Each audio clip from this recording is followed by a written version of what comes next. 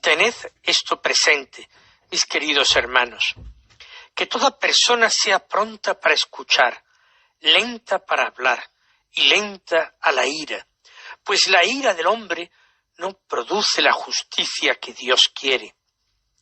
Por eso, desechad toda inmundicia y la carga de mal que os sobra, y acoged con docilidad esa palabra, que ha sido injertada en vosotros, y es capaz de salvar vuestras vidas. Poned en práctica la palabra, y no os contentéis con oírla, engañándoos a vosotros mismos, porque quien oye la palabra y no la pone en práctica, ese se parece al hombre que se miraba la cara en un espejo y apenas se miraba daba media vuelta y se olvidaba de cómo era. Pero el que se concentra en una ley perfecta, la de la libertad, y permanece en ella, no como oyente olvidadizo, sino poniéndola en práctica, ese será dichoso al practicarla. Si alguien se cree religioso y no refrena su lengua, sino que se engaña a sí mismo, su religiosidad está vacía. La religiosidad auténtica e intachable a los ojos de Dios Padre es esta: atender a huérfanos y viudas en su aflicción y mantenerse incontaminado del mundo. El texto que acabamos de escuchar del apóstol Santiago es interesantísimo. Es de muy particular aplicación para los tiempos en que vivimos y también de particular aplicación para los cristianos practicantes, los que escuchan Palabra y Vida todos los días o eventualmente. Se nos dicen palabras muy importantes. Comienza el apóstol diciendo: tened esto presente, mis queridos hermanos. Vamos a hacer caso de esta primera exhortación. Es la exhortación de un apóstol de Jesucristo, de alguien que lo trató, que lo vio con sus ojos de carne, que lo escuchó con sus oídos, que lo tocó con sus manos, que lo vio resucitado, que fue enviado por el mismo Jesucristo a predicar al mundo entero. Santiago nos dice: tened esto presente. No echemos ahora en saco roto estas enseñanzas de una pequeña carta del Nuevo Testamento a la que con frecuencia se le da poca importancia y que muchos apenas conocen o no conocen en absoluto. Tened esto presente. Primera enseñanza: que todos sean prontos para escuchar, pero lentos para hablar. Lentos para la ira, porque la ira no produce justicia, es decir, santidad. No produce la justicia, la santidad que Dios quiere. ¡Qué consejo tan importante y tan imprescindible! Lentos para hablar. ¿Quién retiene hoy cualquier opinión? Si paseamos metafóricamente, si paseamos por las redes sociales, vemos que el empeño de casi todos es no quedarse uno nunca con su opinión. Uno cree que su opinión es tan importante que tiene que ser manifestada. Y lo peor no es eso, sino que además no se sigue el consejo de Santiago: sed lentos para hablar, sino que las reacciones son inmediatas.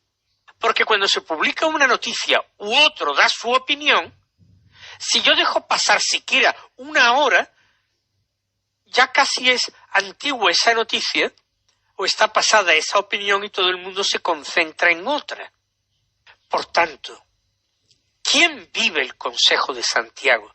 Sed lentos para hablar, prontos para escuchar, los oídos bien abiertos, pero para acoger en nuestro corazón, para meditar allí, solo si es imprescindible, porque resultaría escandaloso que quedáramos callados, o cuando resultaría de utilidad para hermanos nuestros que nos van a escuchar porque son nuestros familiares, o nuestros amigos, o nuestros conocidos. Entonces, después de un tiempo largo de reflexión, podremos hablar. Porque antes hemos reflexionado, hemos pensado, hemos orado, hemos discernido. Entonces nuestra palabra puede hacer algún bien a otros. Pero dejarlas reflejadas en medio de otros centenares de opiniones en una red social, después de haber escrito apresuradamente para dar pronto esa opinión, ¿de qué sirve? Aparte de ser inútil, casi siempre será contraproducente, cuando no, directamente pecaminoso. Sí, pecaminoso, porque la ligereza en el hablar es un pecado. Y se cometen más pecados con la lengua o con la pluma o con el teclado del ordenador que con las manos o con los pies o de otra manera. Más pecados se cometen con esa prontitud en el manifestar las opiniones. ¿Qué diremos cuando esas opiniones sean negativas, cuando van envueltas en insultos, en burlas, en sarcasmos, en descalificaciones de los que opinen de otro modo? Y cuando esto incluso lo queremos justificar porque somos defensores de la verdad, porque somos adalides de la fe y somos apóstoles de los medios de comunicación social. ¡Qué grave engaño! ¡Qué terrible error!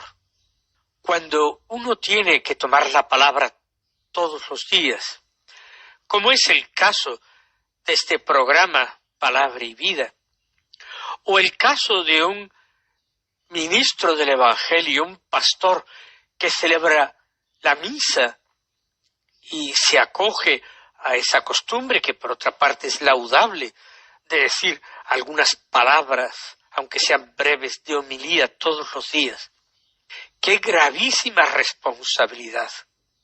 ¿De qué manera yo a veces me arrepiento de no haber sido suficientemente preciso, de haber sido excesivamente ligero, y de haber mezclado la palabra de Dios con opiniones mías, que como tales no tenían ningún valor? Pues si un servidor de ustedes y todos cuantos tienen esta responsabilidad y no deben callarse, la realizan en ocasiones con temor y temblor, cuanto más quien no tiene ninguna responsabilidad ni obligación de dar su opinión ni dar enseñanza a nadie, ni siquiera tiene formación suficiente. Y además ni siquiera piensa, reflexiona, discierne y ora sobre eso. Hay que ser muy cautos, hermanos míos, cuando un apóstol de Jesucristo nos enseña esto con toda gravedad. Y lentos para hablar y lentos a la ira, a manifestar en nuestras palabras el juicio, la condenación de otros. La ira del hombre no produce la justicia que Dios quiere. Es algo vano que nadie piense que la santidad cristiana reside en palabras pronunciadas, en absoluto. No son las palabras pronunciadas, porque la palabra que salva es la palabra de Dios y no la palabra humana. Y si esa palabra va dicha con intemperancia, con impaciencia, con irritación, con prejuicios, con falta de caridad, ¿cómo podrá esa palabra producir la justicia que Dios quiere? Y ahora, en segundo lugar, segunda enseñanza conectada totalmente con la primera. Por eso, desechad toda inmundicia y la carga de mal que os sobra, y acoged con docilidad esa palabra. Por tanto, acoger la palabra de Dios, acogerla sí, pero desechando en nosotros la carga de mal y de inmundicia, que es así, estemos seguros que nos sobra. La verdad y la justicia no podemos estar nunca seguros de que la tenemos, pero que la inmundicia y la carga del mal la tenemos, eso es segura y nos sobra. En vez de querer participar tanto dando nuestra opinión a derecha e izquierda sobre todo lo humano y lo divino, trabajemos más bien en deshacernos de esa carga de mal que nos oprime, de esa inmundicia grande que nos mancha. No me digan ustedes, hermanos, que estas palabras del apóstol nos podrían hacer temblar a muchos y al menos a hacernos más conscientes de lo que espera el Señor de nosotros. Y como tercera enseñanza, dejé el último versículo a medio terminar, porque decía, acoged esa palabra que ha sido injertada en vosotros y es capaz de salvar vuestras vidas. Y esta es una imagen preciosa, una imagen bellísima. El Señor, a nosotros que somos criaturas salvajes, nos injerta su palabra, para que ese injerto comience a dar buenos frutos.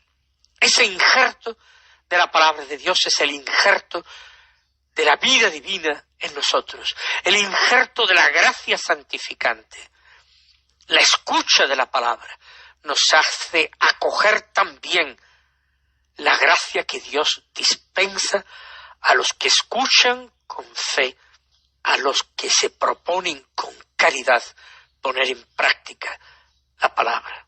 Acoged con docilidad, sin rebeldía, sin pretender juzgar la palabra, porque esa es otra. Muchos escuchan la palabra de Dios y aquello que no les gusta o que no se acomoda a la ideología mundana actual, tratan de maquillar la palabra, la podan para quitarle todo aquello que hiera la sensibilidad moderna, la interpretan de una forma torcida e interesada, de tal manera que en nombre de Dios dicen o enseñan el error o incluso directamente el pecado. Es tremendo. Hay que acoger la palabra de Dios con docilidad, dejándonos que la palabra nos juzgue a nosotros, no pretendiendo nosotros juzgar la palabra, no pretendiendo acomodarla para que nos sea suave, para que no nos hiera. No se trata de eso. La palabra es capaz de llevar vida, capaz, como dice Santiago, de salvar nuestras vidas en la medida en que es acogida en nosotros y le permitimos fructificar en nosotros, como esa yema injertada en el viejo tronco que brota, crece, fructifica y permite la alegría de un viejo tronco ya medio reseco e infecundo. Y ahora viene ya la enseñanza definitiva y la principal que recorre todo el resto del texto. La importancia de poner en práctica, la importancia de obrar bien y no solo de hablar bien. Dice Santiago, poned en práctica la palabra y no os contentéis con oírla engañándoos a vosotros mismos. Algunos creen que por oír o por leer algún buen libro y por deleitarse en esa lectura ya por eso son santos, cuando después de cerrar el libro o de terminar el sermón o el programa o la predicación o la conferencia, uno vuelve a lo mismo de lo mismo sin hacer el más mínimo esfuerzo por acomodar su conducta a lo escuchado o a lo leído. Poned en práctica la palabra, nos advierte seriamente Santiago. No os contentéis con oírla, porque eso sería una forma de engañarse a sí mismo. Si escuchamos palabra y vida cada día, es para poner en práctica esta máxima, encerrada en el título de nuestro programa. Acogemos la palabra de Dios cada mañana, pero para volver a la vida y transformar esa palabra en vida y acoger esa palabra convirtiéndola en obras saludables, en obras de vida. Si no lo hacemos y nos limitamos a escuchar el programa sin más, nos estamos engañando. Aclara Santiago: quien oye la palabra y no la pone en práctica se parece al hombre que se miraba la cara en el espejo y que apenas se miraba daba media vuelta y se olvidaba de cómo era. Es triste esa amnesia profunda que puede invadirnos. La palabra de Dios se nos presenta con mucha claridad y con gozo al oírla, pero parece que somos incapaces de llevar la palabra a la vida. O quizás es que nos falta esa verdadera voluntad, ese empeño. No estamos dispuestos a poner ningún esfuerzo. Y la gracia de Dios ya sabemos que siempre nos acompaña y nos acompañará. Que evidentemente caeremos porque somos frágiles criaturas, porque somos pecadores, caeremos en incoherencias, daremos a veces pasos atrás, a veces la palabra de Dios escuchada quedará estéril porque no seremos capaces de ponerla en práctica, pero que al menos se vea un esfuerzo, se vea al menos el dolor de los pecados, se vea el propósito de enmienda cada día al realizar nuestro examen personal.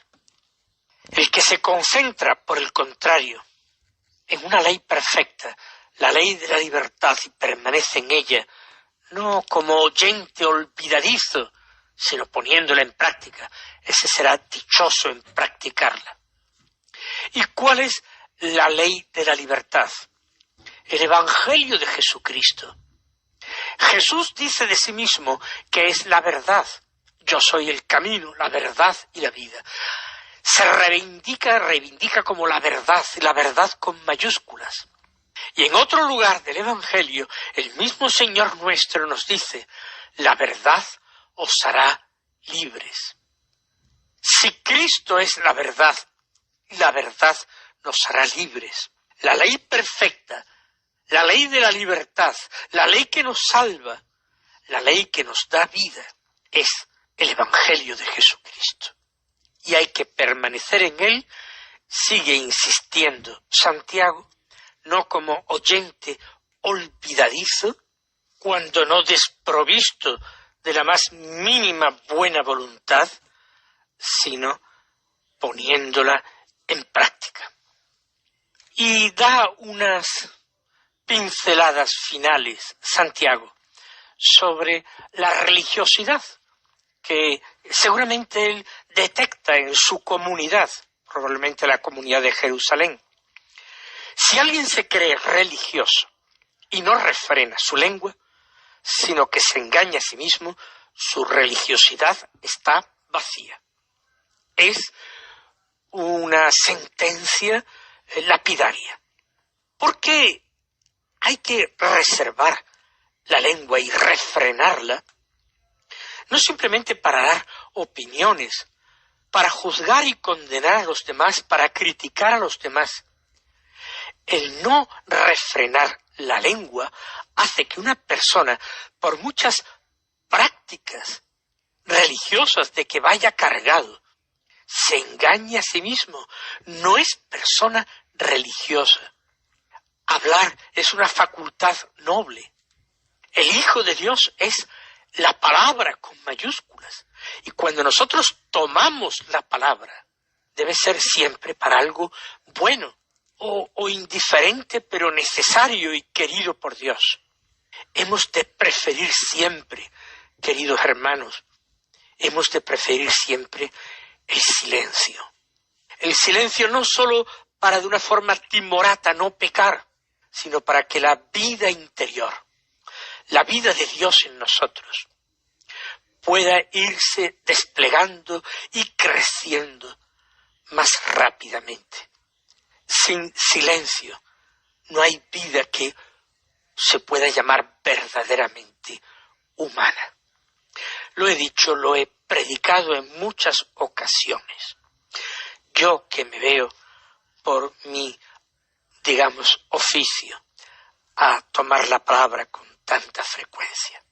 Y si esa es la falsa religiosidad, la de quienes a lo mejor realizan muchos ritos religiosos, pero no refrenan la lengua, ¿cuál es la religiosidad auténtica? Lo dice Santiago a continuación. La auténtica e intachable a los ojos de Dios Padre es esta: atender a huérfanos y viudas en su aflicción y mantenerse incontaminado del mundo. Por tanto, es la práctica de la caridad, es la práctica de las obras de misericordia, corporales y espirituales. Es el rechazo a ese enemigo del alma que es el mundo, que trata de echarnos sus redes para capturarnos, trata de hacernos cautivos del príncipe de este mundo, huir como de la peste, de todo aquello que el mundo estima, repite, aprecia como la opinión común que tiene que ser seguida por todos. Alejarnos de esas ideologías mundanas y laicas, de ese pensamiento único, alejarnos como debemos alejarnos de todo lo malo si queremos nosotros estar en amistad y en el amor de Dios.